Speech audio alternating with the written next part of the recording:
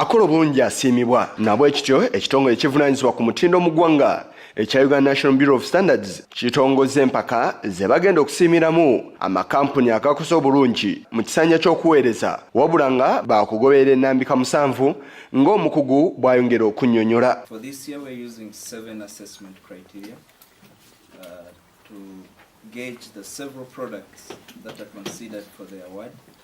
The first criteria is customer focus. We're looking for companies that are highly focused on customer requirements and fulfilling customer needs and satisfying customer requirements. We're also looking at product and service quality. So when we talk of a product meeting standards, we're looking for the products with the highest level of compliance to technical requirements, and these are assessed throughout the year as we certify these products. Akwira ekitongole kino Ben Manyindo ategeeza ng'omulundi guno bwe batunuulidde okutumbula enteekateeka ey'okugula ebyawano emanyiddwa nga Buy Uganda Build Uganda. Ono era alambise nga bwetandise n'okuleeta amagoba eri amakampuni ga wano.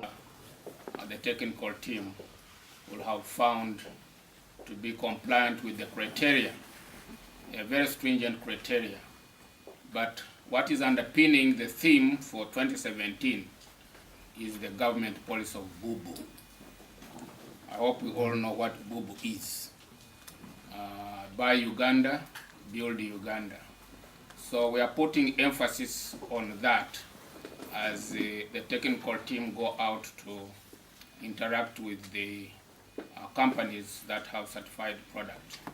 How much local content do we have in some of these products, and how much has the certification program helped you access national market, regional market, and other markets. Amakampuni ag'enjawulo nago galaze nga bwe gali ameetegefu okufaafaga na buli kampuni enajja mu kazannyo kano. We are very excited today to partner with UNBS as it recognizes different local businesses on meeting quality standards, and that is why we took this as a very good